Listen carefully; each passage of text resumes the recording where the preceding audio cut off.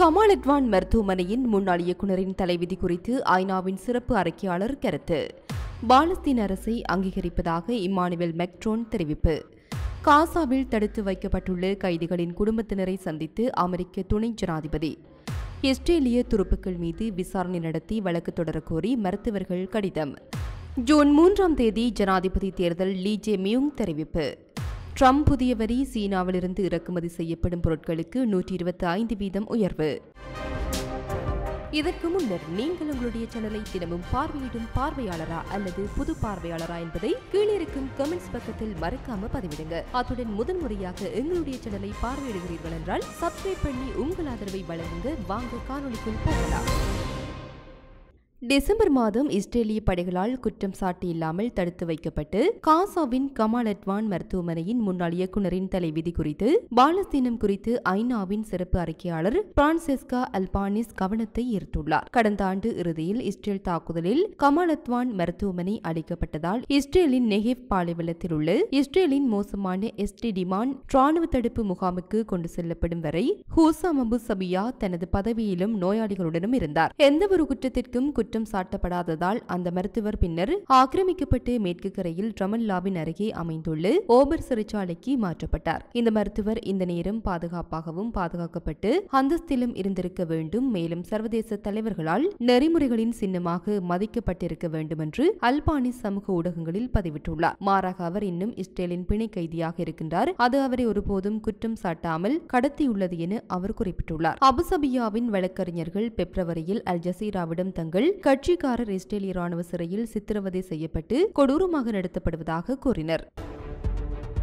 இந்த நிலையில் பிரான்ஸ் அதிபர் இம்மானுவேல் மெக்ரோன் வரும் மாதங்களில் பாலஸ்தீன அரசை அங்கீகரிப்பதாக அறிவிக்கும் என்றார். சவுதி அரேபியாவுடன் நடைபெறவிருக்கும் கூட்டுச்சி மாநாட்டில் இந்த அறிவிப்பை வெளியிட திட்டமிட்டுள்ளதாக மெக்ரோன் கூறினார். அங்கு பல நாடுகளும் பாலஸ்தீனத்தை அங்கீகரிக்கும் என்று எதிர்பார்க்கப்படுகிறது. இந்த நிலையில் காசா நகரின் ஹுஜாஜா பகுதியில் இஸ்ரேலின் சமீபத்திய குண்டுவீச்சு பிரச்சாரம் டஜன் கணக்கான பாலஸ்தீனியர்களை கொன்றது. காசாவை இன ரீதியாக சுத்திகரிப்பை நோக்கமாக கொண்டு தொழில்துறை அளவிலான கொலை என்று பரந்த மூலோபாயத்தின் ஒரு பகுதியாகும் என்று அல் ஜசீராவின் மூத்த ஆய்வாளர் மர்வான் பிஷாரா கூறியுள்ளார். போரின் முந்தைய கட்டங்களை போலல்லாமல் தற்போதைய தாக்குதல்கள் உணர்ச்சியற்றவை, கணக்கிடப்பட்டவை மற்றும் ராணுவ இலக்குகள் இல்லாதவை என்று பிஷாரா வாதிடுகிறார். உலகளாவிய பொதுக்கருத்து குறிப்பாக அமெரிக்காவில் இஸ்ரேலுக்கு எதிராக மாறி வருகிறது. ஆனால் அரசாங்கங்கள் செயலற்ற நிலையில் உள்ளன. இந்த நிலையில் நேற்றைய தினம் வெள்ளை மாளிகையில் முன்னாள் கைதிகள் பலரையும் காசாவில் இன்னும் தடுத்து வைக்கப்பட்டுள்ள கைதிகளின் குடும்பத்தினரையும் அமெரிக்க துணை ஜனாதிபதி சந்தித்தார். மீதமுள்ள 59 கைதிகளை விடுவிப்பதற்கான ஒப்பந்தத்தை இஸ்ரேலும் ஹமாஸும் எட்டுவதற்கான வாய்ப்புகள் குறித்து ட்ரம்ப் நிர்வாகம் நம்பிக்கையுடன் இருப்பதாக வான்ஸ் அங்கு கூடியிருந்தவர்களிடம் கூறினார். பணிய கைதிகள் மற்றும் காணாமல் போன குடும்பங்கள் மன்றத்தின் வாசிப்பு தகவலின்படி ஜனாதிபதி ட்ரம்ப் மீதமுள்ள பயண கைதிகளை அவர்களது குடும்பங்களுடன் மீண்டும் இணைப்பதில் உறுதியாக உள்ளார். அவர் பதவிக்கு திரும்புவதற்கு நீண்ட காலத்திற்கு முன்பே இது நடந்திருக்க வேண்டும் என்று வான்ஸ் ட்விட்டரில் வருகை பற்றி தெரிவித்துள்ளார். இந்த நிலையில் காசாவில் 15 பாலஸ்தீன அவசரகால பணியாளர்கள் கொல்லப்பட்டதில் தொடர்புடைய இஸ்ரேலிய துருப்புக்கள் மீது விசாரணை நடத்தி வழக்கு தொடரக்கோரி சுமார் 360 இஸ்ரேலிய மருத்துவ வல்லுநர்கள், அவர்களின் பாதி பேர் மருத்துவர்கள், ஒரு கடிதத்தில் கையெழுத்திட்டுள்ளதாக இஸ்ரேலின் ஹாரட் செய்தி நிறுவனம் தெரிவித்துள்ளது. மீட்பு மற்றும் மருத்துவ பணியாளர்களை கொல்வது சர்வதேச சட்டத்தின் அப்பட்டமான மீறலாகும் என்று அந்த கடிதம் கூறுவதாக ஹாரட்ஸ் அறிக்கை கூறுகிறது. பாலஸ்தீன ரெட் கிரசன்ட் சொசைட்டி இஸ்ரேலிய படைகளால் அதன் 8 ஊழியர்கள் மற்றும் 6 பாலஸ்தீன சிவில் பாதுகாப்பு ஊழியர்கள் வேண்டுமென்றே குறிவைத்து கொல்லப்பட்டதாக கூறியது குறித்து முழுமையான மற்றும் சுயாதீனமான விசாரணை நடத்த வேண்டும் என்று சர்வதேச அளவில் கண்டனங்கள் எழுந்துள்ளன. மேலும் ஐக்கிய நாடுகள் சபையின் கோரிக்கைகள் எழுந்துள்ளன. 9வது துணை மருத்துவர் கைதியாக பிடிக்கப்பட்டார். PRCS-இன் தெளிவாக குறிப்பிடப்பட்ட ஆம்புலன்ஸ்கள் மற்றும் அவசர வாகனங்கள் மீது துப்பாக்கிச்சூடு நடத்திய இஸ்ரேலிய படைகள் கொல்லப்பட்ட துணை மருத்துவர்களின் உடல்களுடன் சேர்ந்து தங்கள் குற்றங்களுக்கு ஆதாரங்களை ஆழமற்ற குழிகளில் புதைத்தனர் என்று தெரிவிக்கப்பட்டுள்ளது.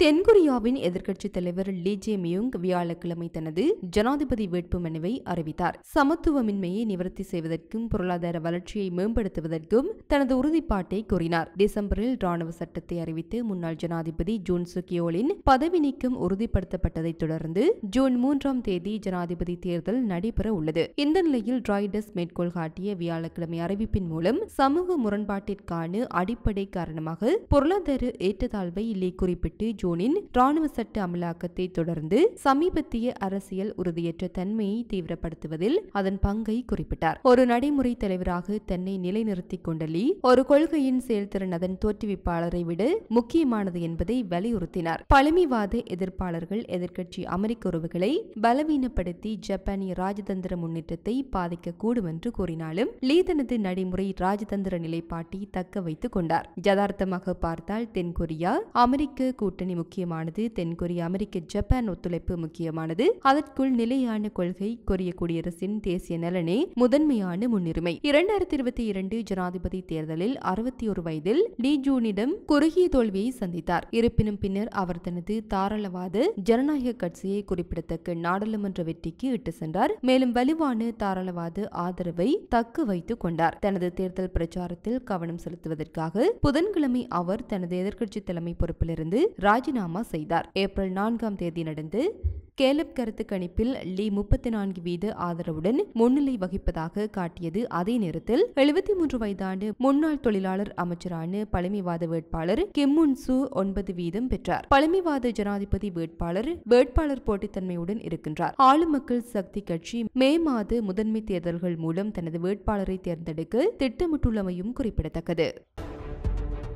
நேற்றைய தினம் அமெரிக்க அதிபர் டொனால்ட் ட்ரம்ப் புதிய வரிகளுக்கு 90 நாள் இடைநிறுத்தம் அறிவித்தார். இது நள்ளிரவில் அமலுக்கு வந்தது. ஆனால் சீனாவிற்கு விதிவிலக்காக ஆசிய பொருளாதார நிறுவனமான சீனாவிலிருந்து இறக்குமதி செய்யப்படும் பொருட்களுக்கான விகிதங்களை வியக்கத்தக்க வகையில் 125% உயர்த்தியது. தனது மைக்ரோ பிளாங்கிங் தாராளமான ட்ரூத் சோசியல் 75க்கு மேற்பட்ட நாடுகள் வர்த்தக வரி மற்றும் வர்த்தக தடைகள் போன்ற பிரச்சினைகளுக்கு தீர்வு காண பேச்சுவார்த்தை நடத்த அமெரிக்க பிரதிநிதிகளை அழைத்துள்ளது ட்ரம்ப் கூறினார். வாஷிங்டன் அவர்கள் மீது பரஸ்பர வரிகளை விதித்த பிறகு சில நாடுகள் எனது வலுவான பரிந்துரையின் பேரில் அமெரிக்காவிற்கு எதிராக பதிலடி கொடுக்கவில்லை என்றும் அவர் குறிப்பிட்டார். வர்த்தகம், வர்த்தக தடைகள், வரிகள், நாணய கையாளுதல் மற்றும் நாணயமற்ற கட்டணங்கள் தொடர்பாக விவாதிக்கப்படும் பாடங்களுக்கு தீர்வு காண பேச்சுவார்த்தை நடத்த வணிகம், கருவூலம் மற்றும் USTR உள்ளிட்ட அமெரிக்க பிரதிநிதிகளை 75க்கும் மேற்பட்ட நாடுகள் அழைத்துள்ளன என்பதன் அடிப்படையில் இந்த நாடுகள் எனது வலுவான பரிந்துரையின் பேரில் அமெரிக்காவிற்கு எதிராக எந்த வகையிலும் வடிவத்திலும்